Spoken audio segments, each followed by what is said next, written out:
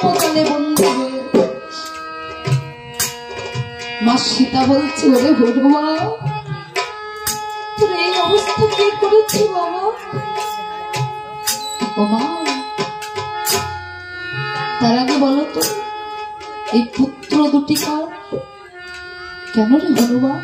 ওরা যে আমারই দুটি সন্তান, কুশীলব দুটি ভাই। মাগো, পুত্র হয়ে ওরা তোমার মাথায় দিয়েছে বাড়ি, ওই সিঁথির সিঁদুর মুছে ফেলো মা, তুমি হয়েছ নারী। সীতা দেবী আমার কেঁদে কেঁদে বলছে, ওরে পুত্র হয়ে তোরা আমার সিঁথির সিঁদুর মুছে দিলি, ওরে আমার সিঁথির সিঁদুর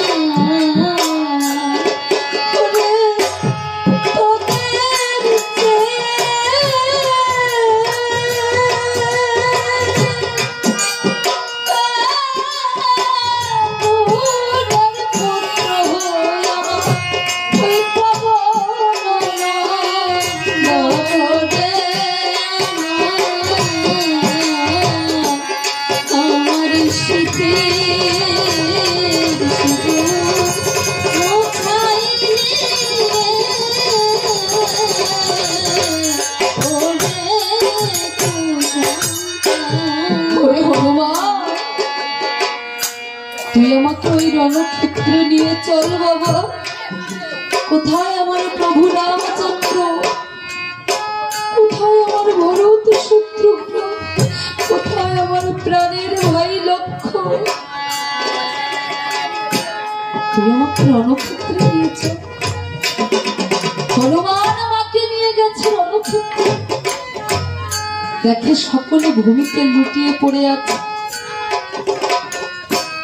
মা সীতা আবার ভরত শত্রুঘ্নকে বুকে জড়িয়ে ধরে বলছে,